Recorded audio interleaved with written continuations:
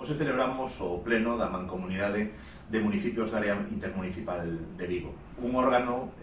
constituído fai anos, baleiro prácticamente de contido, que hoxe simplemente o único que vai a facer é aprobar os seus orzamentos do ano 22, as liñas fundamentais, e tamén facer un seguimento de como van executados os orzamentos do ano 21. Dende logo, non ten sentido que teñamos un órgano que prácticamente non ten actividade, sobre todo se tiveramos constituído a área metropolitana de Vigo como novo ente de contacto entre os concellos de Vigo e de traballo mancomunado, sobre todo na xestión de servicios públicos de xeito colectivo.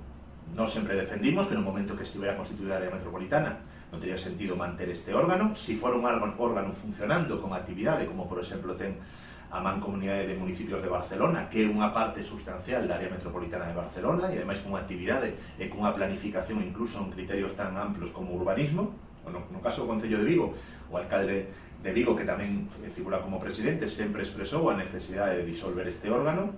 Nos, dende logo, mentras non haxa área metropolitana, consideramos que este órgano pode ser un perfecto foro de debate e de traballo dos concellos limítrofes co Concello de Vigo, sobre todo nun momento de chegada de fondos europeos tan importantes. Sabemos que mancomunidades de municipios de todo o Estado español están presentando proxectos colectivos para a xestión integrada de servicios públicos a estas convocatorias de todo tipo. A Mancomunidade de Vigo actualmente, por exemplo, fai programas de garantía educativa, fai programas de emprego, fai programas de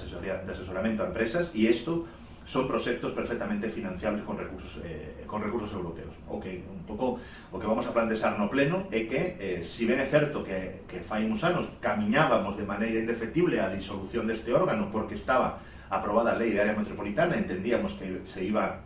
a concretar a súa creación. Hoxe en día a área metropolitana durme nun caixón e na senda política do PP o PSOE simplemente está utilizar este mecanismo como outras cuestións para facer unha batalla e unha lea política permanente, pero nós consideramos que hai que empezar a avanzar